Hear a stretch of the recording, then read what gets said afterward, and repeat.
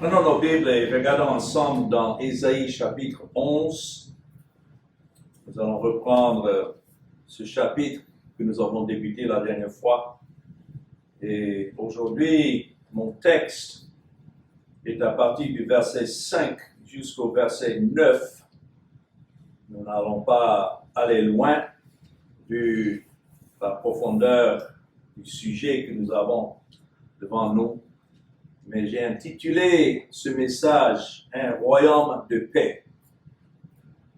Et nous savons que dans le contexte du jugement et de la ruine prononcée par Ésaïe contre les 10 tribus du Nord qui devaient être emmenées en captivité par la nation de l'Assyrie, ici, dans ce chapitre, brille une lueur d'espoir dans le règne de Christ qui devait être établi quelques 700 ans plus tard dans sa venue dans ce monde au 1er siècle.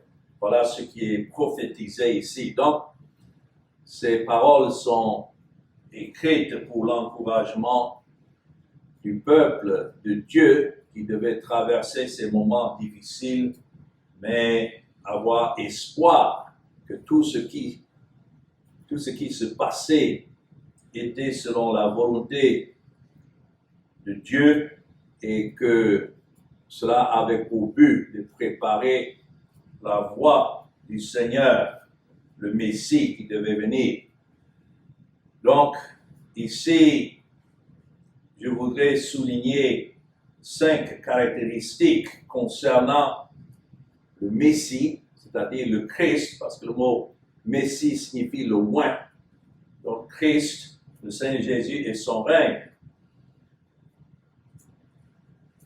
Passons en revue ce que nous avons vu dans les 4 premiers versets de ce chapitre d'abord, que nous avons vu la dernière fois.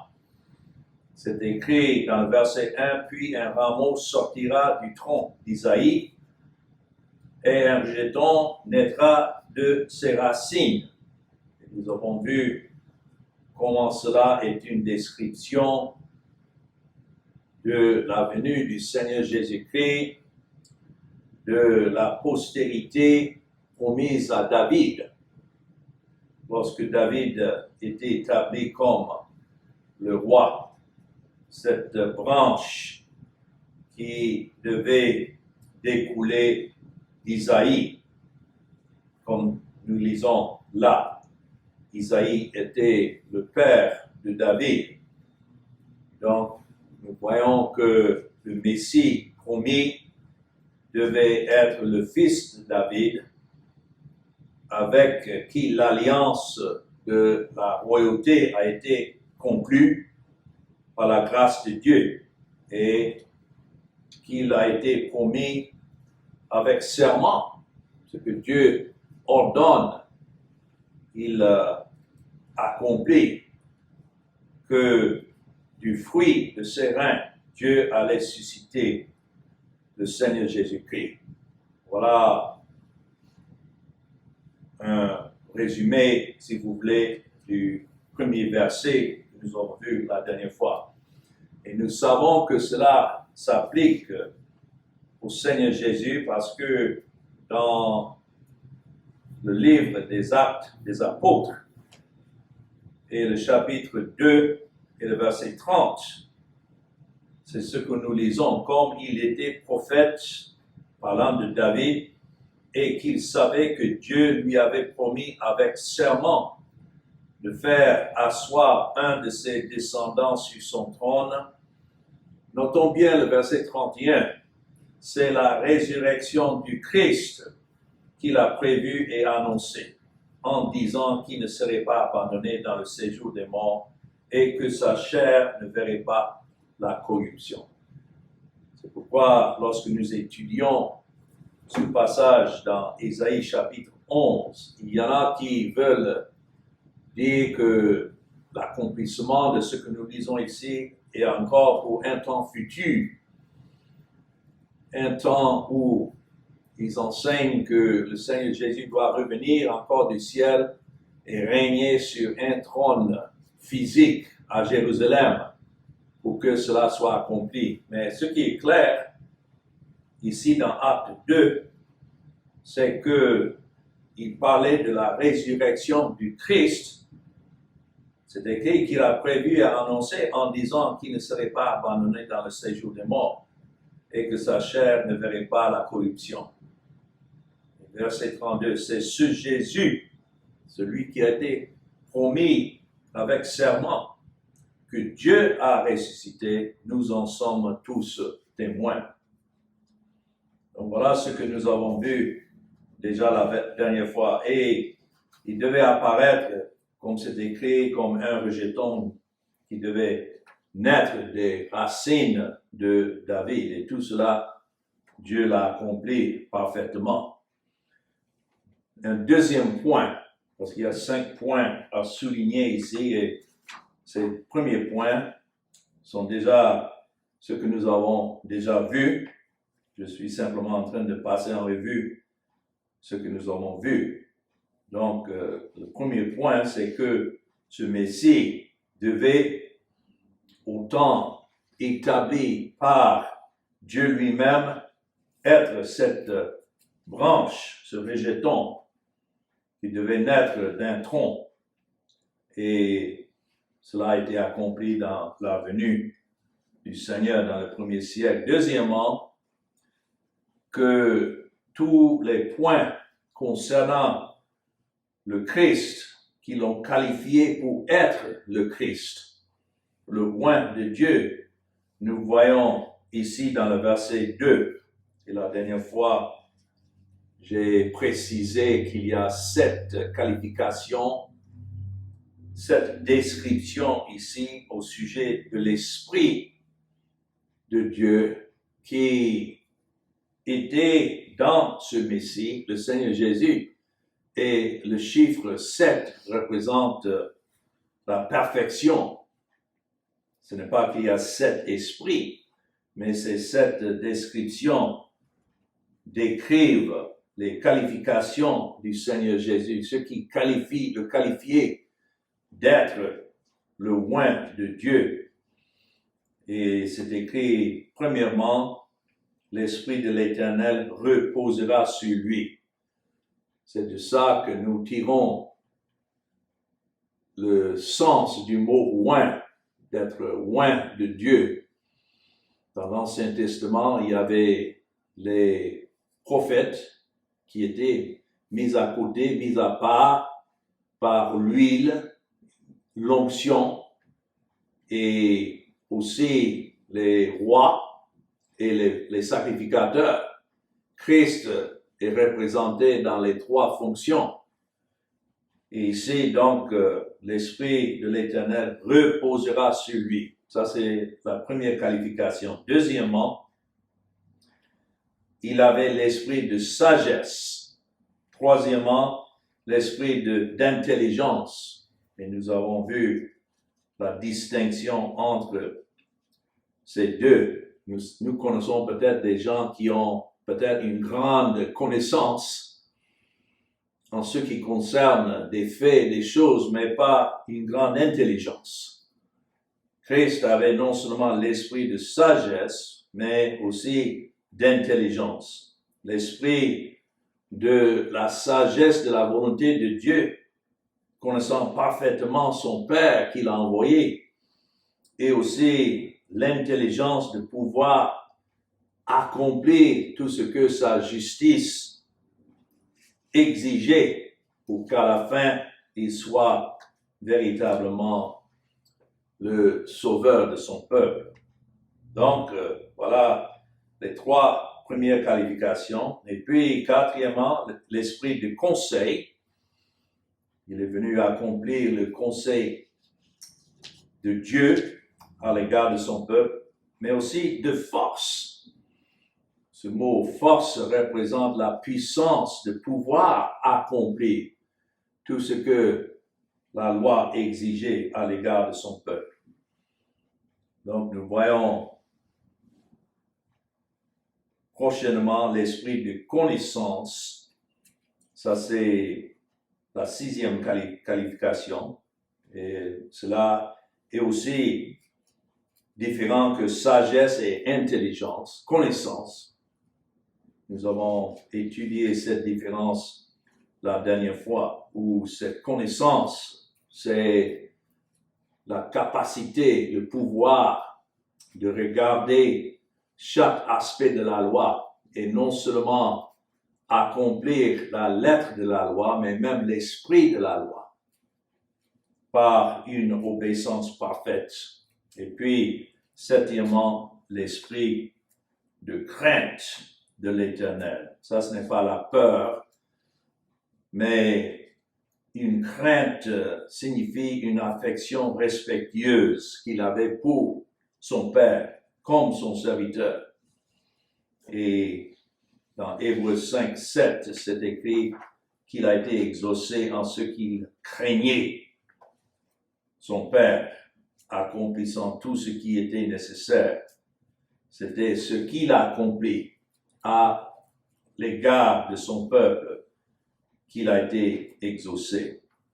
Mais troisièmement, nous voyons dans le verset 3, et encore, ça c'est une révision de ce que nous avons vu la dernière fois, nous voyons que c'est précisé ici avec une exactitude la manière que son gouvernement en tant que Messie, lorsque nous parlons du Messie, nous parlons de l'établissement de son royaume.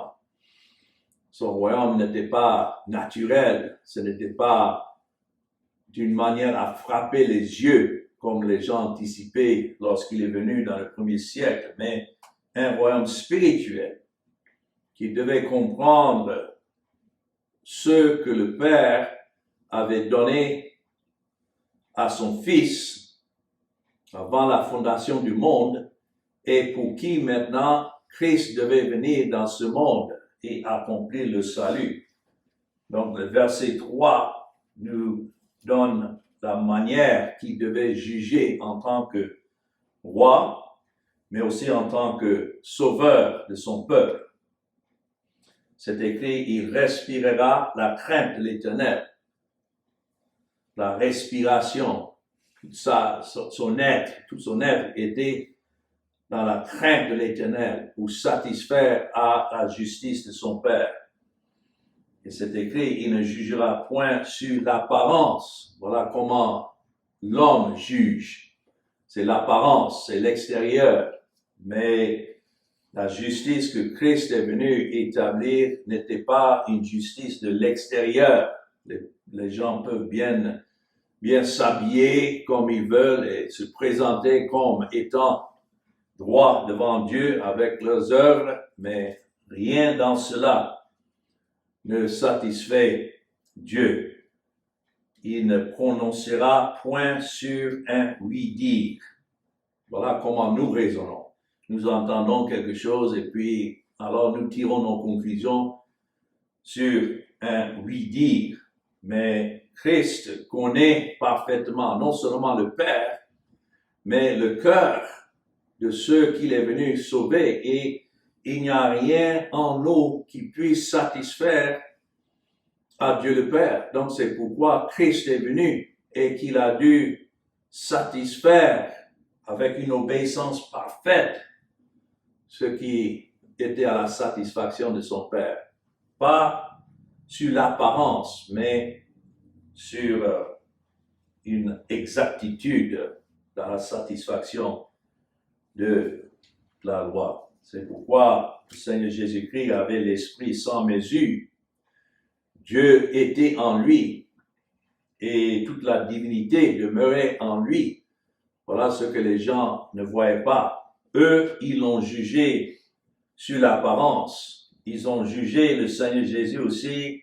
Ils ont prononcé leur jugement sur un oui-dire, n'ayant pas la révélation de Christ en eux, mais tous ceux en qui Christ s'est révélé. Ils n'ont pas jugé Christ par l'apparence, parce que par l'apparence, ils ont vu un simple homme, mais c'est par la révélation de l'Esprit qu'ils voyaient donc en cet homme rien d'autre que Dieu lui-même dans la chair.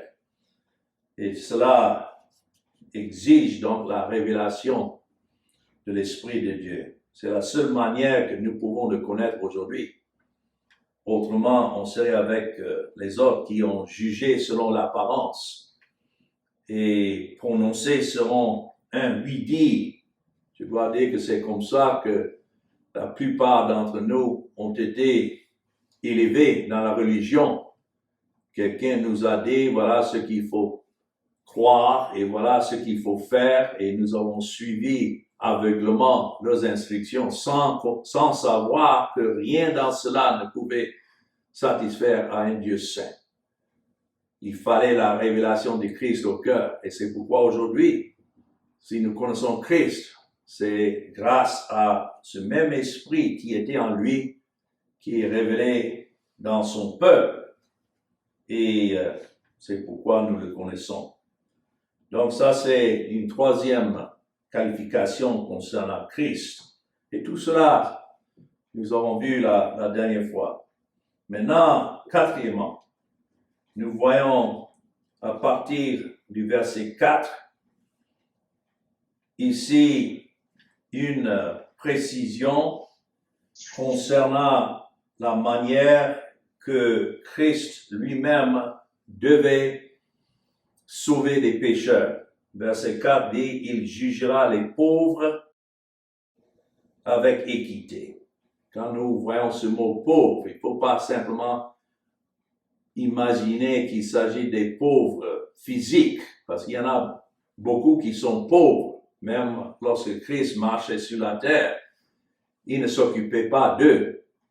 Même, il a dit à ses disciples, vous avez toujours les pauvres avec vous. Et l'instruction est simplement pour ceux qui ont quelques biens, s'ils peuvent partager ça avec les pauvres. Donc, c'est une bonne manière d'agir. Mais en ce qui concerne notre état spirituel, voilà de qui il parle ici. Qu'il jugera les pauvres avec équité. Le mot équité signifie justice. Et il prononcera avec droiture sur les malheureux de la terre. Cela nous montre que la manière que Christ est venu sauver ceux qui sont pauvres, signifiant que nous n'avons rien en nous-mêmes qui puisse nous recommander à Dieu, et que nous sommes plus que tous des malheureux sous le jugement de Dieu, mais que Christ devait établir et accomplir une justice à leur égard. C'est de cette manière qu'il juge les pauvres et qu'il prononce avec droiture sur les malheureux de la terre. Ça, c'est une vérité, Paul le dit, qui est digne de toute acceptation, que Jésus-Christ est venu dans le monde sauver qui? Les pécheurs, les pauvres, les malheureux. Et il a même ajouté, dont je suis le premier. Je crois que une fois que l'Esprit révèle Christ en nous, ça c'est notre attitude. Nous nous considérons comme les premiers parmi les pauvres, les premiers parmi les malheureux. Telle est l'œuvre de la grâce de Dieu. Et donc, cette justice, cette équité dont il est venu prononcer avec droiture, signifie qu'il devait accomplir parfaitement le salut à leur égard et devait plaidoyer une justice devant Dieu pour ce peuple pauvre et opprimé, c'est-à-dire étant leur protecteur, étant pour eux leur avocat. C'est ce que Christ est pour son peuple, son avocat. Et devait plaidoyer en justice contre toute oppression, tout ennemi. Nous avons des ennemis en tant qu'élus de Dieu. Le monde est notre ennemi, cette nature pécheresse est notre ennemi, et la loi est notre ennemi. Mais en tout cela, Dieu fait grâce à travers l'œuvre de Christ. Quand c'est écrit, il frappera la terre de sa parole comme d'une verge, et du souffle de ses lèvres, il fera mourir le méchant. Donc l'œuvre de Christ était de double tranchant. D'un côté, ça devait sauver les pécheurs qu'il est venu sauver, et en même temps, ça devait aussi juger le reste, ceux qui étaient abandonnés à leur sens retrouvé. Telles sont les qualifications de ce Messie qui est venu dans ce monde. Mais maintenant, reprenons à partir du verset 5, nous voyons ici les caractéristiques de Christ qui l'ont qualifié pour être le prince de paix, le chef de paix dans ce royaume qu'il est venu établir. Et c'est écrit, la justice sera la ceinture de ses flancs et la fidélité la ceinture de ses reins. Voilà pourquoi le salut ne dépend pas de nous. Il exigeait que Christ vienne et que la justice soit établie pour lui. Ici, c'est écrit, la justice sera la ceinture de ses reins. Donc, cela n'est pas simplement une justice extérieure, mais tout ce que Christ est venu accomplir devait parvenir lui-même d'une justice en lui-même qui était maintenant la satisfaction de Dieu, son Père. Une ceinture, c'est ce qui entoure quelqu'un. Et donc, tout ce qu'il est venu faire, c'était pour accomplir la justice de Dieu. C'est ce que le Père exigeait. Et il était donc le seul qui pouvait faire cela, accomplir cela comme le substitut de son peuple. Mais maintenant, nous voyons comment son royaume, grâce à son œuvre parfaite qu'il a accomplie dans les versets qui suivent, verset 6 jusqu'au verset 9, nous voyons la grande paix et la grande tranquillité que son règne devait effectuer à l'égard de son peuple. C'est pourquoi nous avons vu dans Ésaïe chapitre 9 et le verset 6 qu'il était le prince de la paix. Voilà ce que nous avons vu lorsque nous avons étudié cela. 9.5.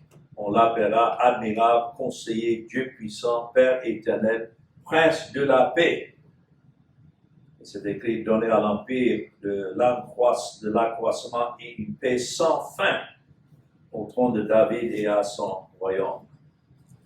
Donc, ce qui est décrit ici dans le verset 6, décrit l'unité ou bien concorde qui devait être établie à travers l'œuvre de Christ. Quand c'est écrit, le loup habitera avec l'agneau et la panthère se couchera avec le chevreau, le veau, le lionceau et le bétail qu'on engraisse seront ensemble et un petit enfant les conduira. Comme j'ai dit, il y en a qui imaginent que cela doit se passer dans un temps au futur, dans un royaume terrestre qu'on appelle le millénium.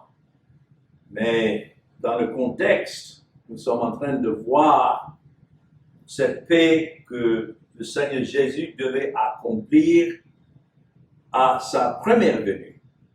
Donc, ce langage qui est utilisé ici est au sens figuré. Quand ça parle du loup qui devait habiter avec l'agneau, vous savez, les Juifs considéraient les païens comme des loups. Mais ici, nous sommes en train de voir que lorsque Christ a établi son règne, lorsqu'il a donné sa vie et son royaume était établi par son sang versé jusqu'à la mort, qu'il y avait comme effet donc la réconciliation, non seulement des pécheurs avec Dieu, mais ceux pour qui il est mort, cette réconciliation les uns avec les autres. Et lorsque nous lisons dans le Nouveau Testament et nous comprenons les difficultés, les conflits qui ont surgi quand Dieu a commencé à faire entrer dans les assemblées des païens, ceux avec qui les Juifs n'avaient jamais l'habitude de s'asseoir et manger, mais en Christ maintenant, il y avait cette unité. Voilà ce qui est décrit ici sous différentes formes de symboles. Le loup qui habitait avec l'agneau, la panthère devait se coucher avec le chevreau. C'est quelque chose que nous ne voyons jamais dans la nature, mais spirituellement, cela s'est réalisé par la réconciliation de Christ. Le veau, le lionceau avec le bétail. D'habitude, ce sont les lionceaux qui attaquent les bétails, mais c'est écrit, ils seront tous ensemble, même un petit enfant les conduira. C'est ce que nous devenons lorsque le Seigneur convertit nos cœurs. Nous sommes comme des petits enfants qu'il conduit par sa grâce. C'est de cette paix que l'apôtre Paul a écrit dans Éphésiens et le chapitre 2. Remarquons que l'épître aux Éphésiens était écrit aux païens, ceux qui n'étaient pas des Juifs. Éphèse était hors du pays d'Israël. Mais dans le verset 14, ou bien commençons dans le verset 13 d'Éphésiens 2, il dit « Mais maintenant en Jésus-Christ, vous qui étiez jadis éloignés, vous avez été rapprochés comment? Par le sang de Christ. » Donc pensons au loup, parce que c'est comme ça que les Juifs considéraient les païens. Pensons à la panthère, des gens qui étaient des ennemis des Juifs, mais maintenant, par le sang de Christ, c'est écrit, il est notre paix. Lui qui des deux, c'est-à-dire de païens et de Juifs, n'a fait qu'un, et qui a renversé le mur de séparation, l'inimitié, ayant anéanti par sa chair la loi des ordonnances dans ses prescriptions, afin de créer en lui-même avec les deux un seul homme nouveau, en établissant la paix. Quel est ce seul homme nouveau? Ça, c'est le corps de Christ. Ça, c'est son royaume qu'il est venu établir, dont nous voyons prophétiser ici. C'est pourquoi je dis que ce passage dans Isaïe 11 trouve son accomplissement dans les faits merveilleux de Christ et de son évangile sur les pécheurs qu'il est venu sauver. C'est écrit, verset 7, « La vache et l'ours auront un même pâturage. » Quel que soit l'arrière-plan d'un pécheur sauvé par la grâce de Dieu, quel est son pâturage? C'est le pâturage vert dont nous lisons dans Psaume 23, où Christ dirige ses brebis et nous nous nourrissons tous du même pâturage, c'est-à-dire l'évangile de Christ et la bonne nouvelle de sa mort accomplie pour les pécheurs. C'est écrit, leur petit en même gîte, et le lion comme le bœuf mangera de la paille. Quelle est notre paille? Quel est le pâturage dans lequel nous nous nourrissons? c'est la personne de Christ et c'est son œuvre accomplie pour nous. Et verset 8, le nourrisson s'ébattra sur l'antre de la vipère et l'enfant, c'est vrai, mettra sa main dans la caverne du basilic. Cela veut dire qu'en Christ, il n'y a rien qui peut maintenant nous séparer de lui. Il n'y a point de condamnation. Et même comme ici, ça parle de la vipère, Christ est ce serpent et il cherche à qui il peut dévorer. Mais si nous sommes en Christ, rien ne peut toucher à un enfant de Dieu pour qui Christ est leur réconciliation et leur paix. Quel que soit notre passage dans ce monde avec les dangers du monde et de l'ennemi, surtout de Satan et de cette chair, mais nous sortirons tous vainqueurs. Pas à cause de quelque chose en nous, mais à cause de Christ. Voilà ce que ça signifie. Il ne se fera ni tort ni dommage sur toute ma montagne sainte. Qu'est-ce que cette montagne sainte représente? Ça représente là où Christ a établi cette justice. Il est venu et il a donné sa vie afin que Dieu soit satisfait.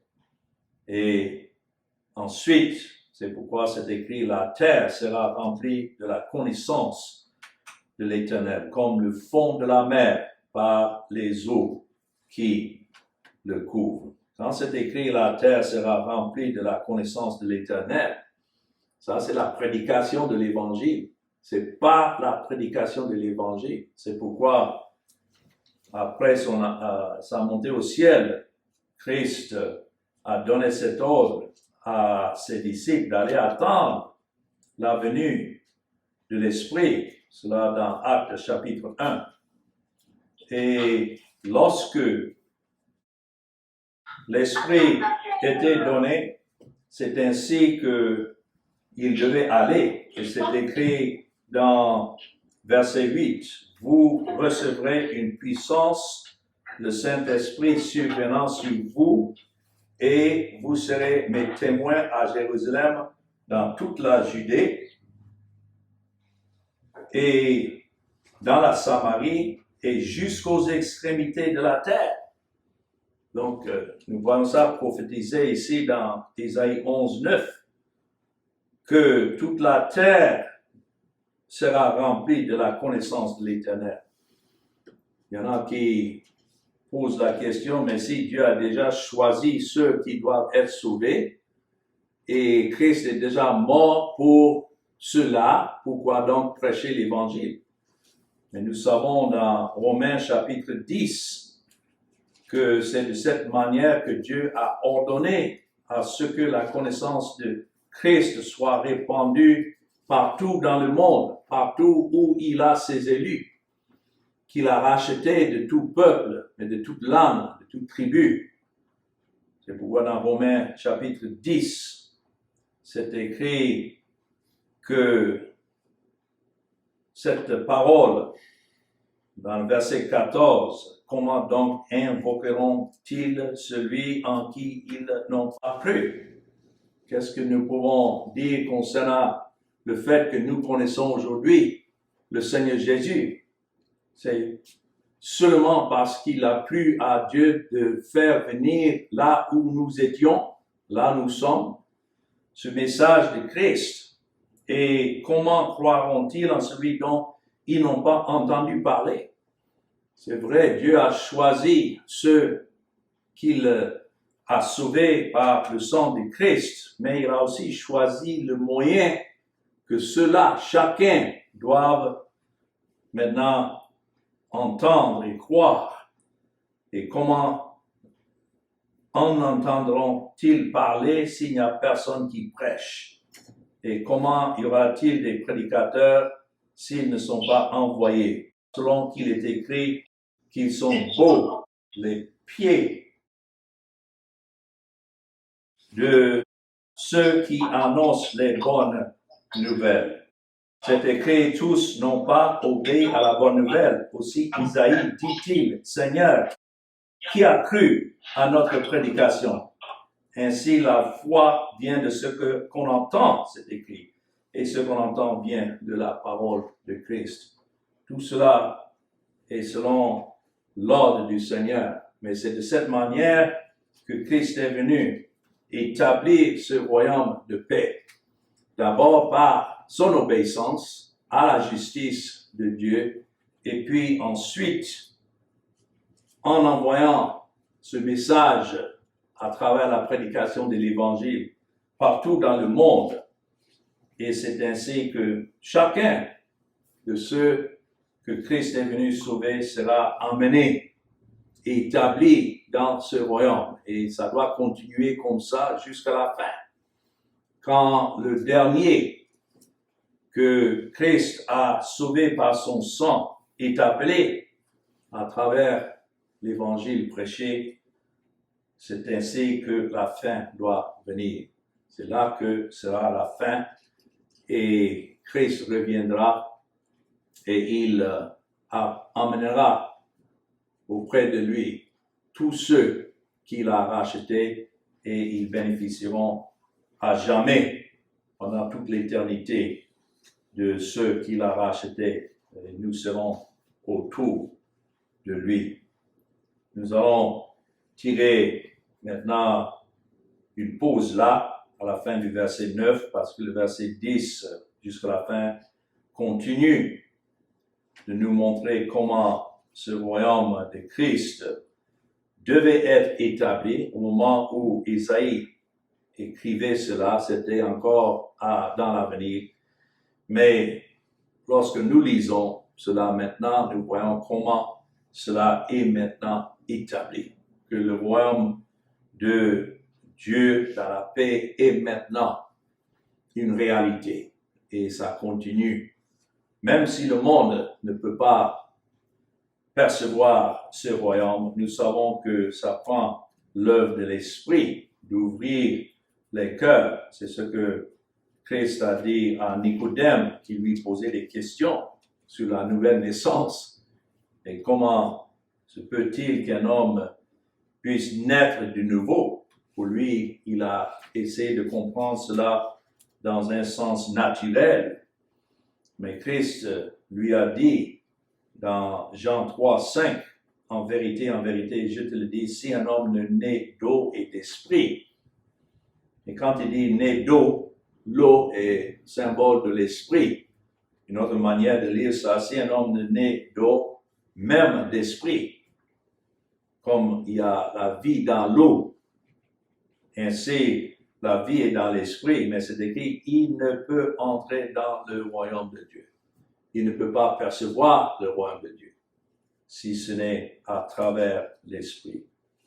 Et si nous avons une connaissance de Christ, ce n'est pas puisque nous sommes plus intelligents que les autres, mais il a plu à Dieu non seulement d'établir Christ comme notre prince de paix, celui qui devait nous réconcilier, mais aussi comme celui qui règne maintenant dans nos cœurs et qui nous conduit dans sa grâce à jamais. Que le Seigneur bénisse cette parole que nous